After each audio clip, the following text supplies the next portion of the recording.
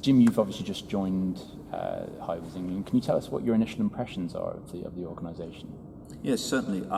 It's a very professional place, a big public service ethic, and very, very competent at what it does. You know, the building of roads, the maintenance of roads, the operation of roads, very, very good.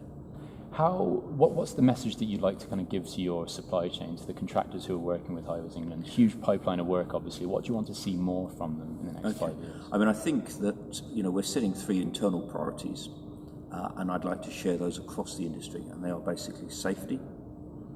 I'd like to be world class, customer service, to think about the impact of our activities on the people that actually use our roads, and the delivery of the RIS. They would be the 3 things that I would ask people to look at. Okay. There's been more of a, it seems like more of a focus within government now on road spending in general. Is it a kind of a sector that you'd encourage people to think about who maybe aren't considering roads at the moment? Absolutely. I mean, we're looking at the biggest road capacity program since the 1970s. We're looking at a 50% ramp up in the last 3 years of the current RIS. I find it hard to believe that there's any tier 1 supplier out there who shouldn't be or should be considering a base load of road building in their portfolio of work. You've come from an airports kind of background immediately. Are there things that you will take from your work with BAA, for example, that you'd like to see applied to the roads building industry? Are there technical innovations or anything that you kind of see as transferable? Yeah, I think that there are some differences in the 2 industries, and I think some of them are transferable.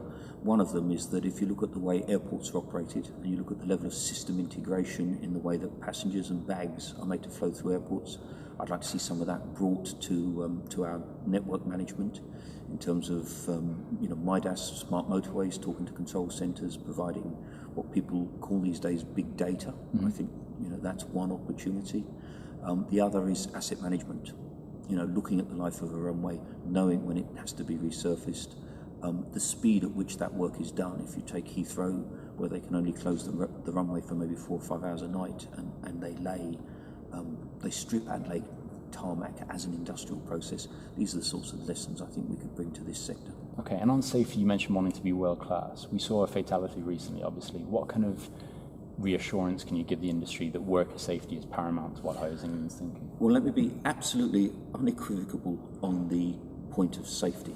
It comes first. I like to live in a world where customer service and safety are reconciled.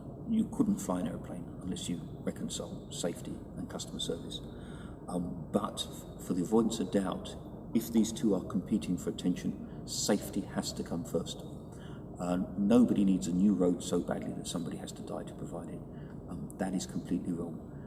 I'd rather that people stopped work and told me they'd stop work for a safety reason than told me they were thinking of stopping work.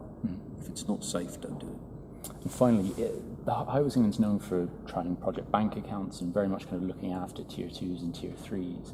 Do you see more scope to directly contract with those types of organisations?